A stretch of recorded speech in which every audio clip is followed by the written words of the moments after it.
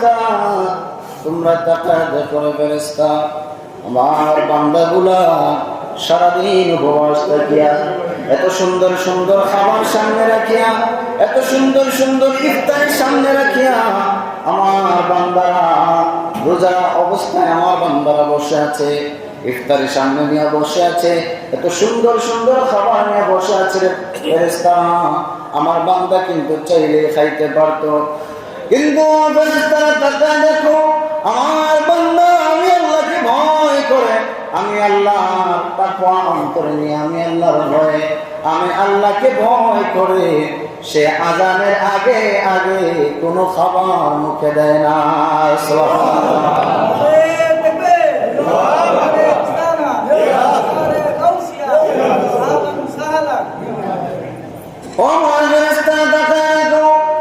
আমার বান্দা আমি আল্লাহকে এত ভয় পাই, তোমরা তো বলেছিলা এই বান্দাকে আমি আল্লাহ যেন না বানাই, এই বান্দা বানানোর সময় তোমরা নিষেধ করেছিলাম, তাকায় দেখো আমার বান্দা আমার ভয় পাইতেছে।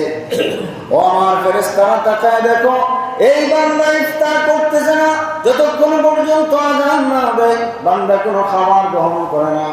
আমার ফেরেশতারা আমি আল্লাহ এই বান্দাদের আরেকটা ঘোষণা দিলাম, আমি আল্লাহ এই বান্দাদেরকে হাসরের ময়দানে আমি আমার বান্দাদেরকে সরাসরি সাক্ষাৎ দান করবো। জোরে বলেন সরাসরি সাক্ষাৎ দিন।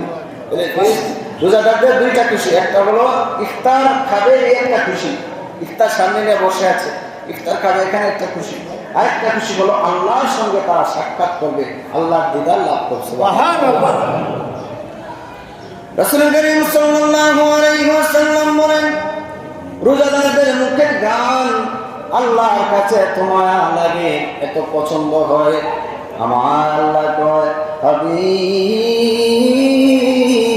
আপনি জানা দেন রোজাদারদের মুখে গান আমি আল্লাহর কাছে বেহেশতের মিষ্টি আম্বরের চাইতেও আরো বেশি গান লাগে। জোরে বলেন সুবহানাল্লাহ। বেহেশতের মিষ্টি আম্বরের চেয়েও রোজাদারের মুখের গান আমি আল্লাহর কাছে এর চেয়েও ভালো লাগে। রাসূল করিম সাল্লাল্লাহু আলাইহি ওয়াসাল্লাম বলেছেন ও আমার উম্মতেরা প্রত্যেকটা জিনিসের একটা যাকাত আছে, তোমাদের সম্পদের যাকাত আছে, তোমাদের অর্থের যাকাত আছে, টাকা পয়সার যাকাত আছে, প্রত্যেকটা জিনিসের একটা যাকাত আছে, হক আছে। রোজার যাকাত হলো আমাদের শরীরের যাকাত হলো শরীরের একটা যাকাত, শরীরের যাকাত হলো রোজা। যে ব্যক্তি রোজা রাখে ওই ব্যক্তির শরীরের যাকাত